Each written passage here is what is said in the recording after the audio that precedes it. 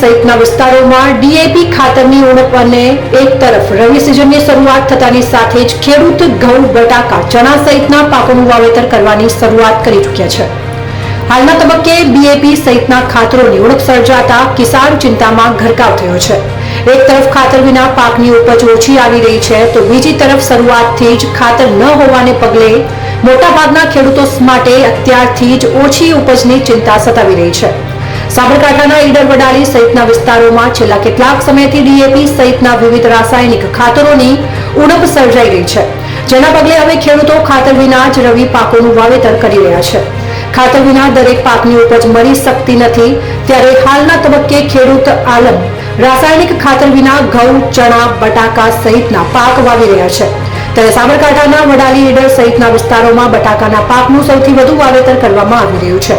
ત્યારે રોકડિયા પાક તરીકે બટાકાનું સમગ્ર વિસ્તારમાં વધુ વાવેતર કરાતું હોવા છતાં પાયાના ખાતર તરીકે હાલમાં રાસાયણિક પાકોની ઉણપ સર્જાતા ખેડૂતો માટે ભારે પરેશાનીનો સમય આવ્યો છે।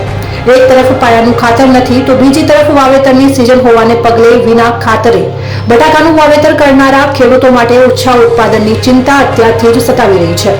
આ મામલે સ્થાનિક જિલ્લા સહકારી સંઘના પ્રતિનિધિ સાથે વાત કરતા તેમને કોઈપણ પ્રકારની વાતચીત કરવાનું ટાળ્યું હતું, તો બીજી તરફ વડાલી તાલુકા સંઘ થકી ડીએપી સહિતના ખાતરો માટેની વાતચીત કરતા તે પણ કોઈપણ પ્રકારના પ્રત્યુત્તરથી દૂર રહ્યા હતા। ત્યારે આગામી સમયમાં રાજ્ય સરકાર સહિત વહીવટી તંત્ર પાસે ખાતર મેળવવા માટે સહયોગની અપેક્ષા રાખી રહ્યું છે। આ અપેક્ષા ક્યારે કેટલી પૂરી થાય તે પણ મહત્વનું બની રહે છે।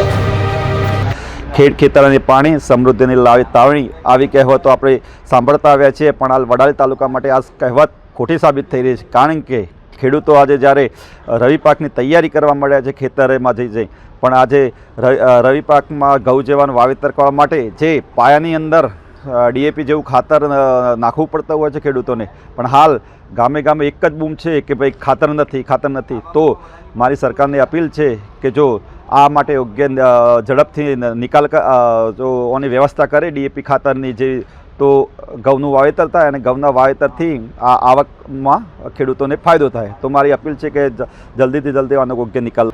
વડાલી તાલુકાની અંદર અત્યારે ખૂબ મોટા પ્રમાણમાં ઘઉં, ચણા, બટાકા, રાયડો જેવા વાવેતર થઈ રહ્યા છે। સાથે સાથે વાવેતરની સાથે સાથે અત્યારે ડીએપી, એનપીકે, 12-32-16 જેવા ખાતરની ખૂબ મોટી ઉણપ છે। ઉણપની સાથે સાથે લોકો, ખેડૂતો પણ અત્યારે લાઈનોમાં લાગેલા છે, સંઘ હોય કે સોસાયટી અંદર અત્યારે લોકો ખેડૂત લાઈનમાં છે, પણ એના પૂરતા પ્રમાણમાં ખાતર મળી રહ્યું નથી।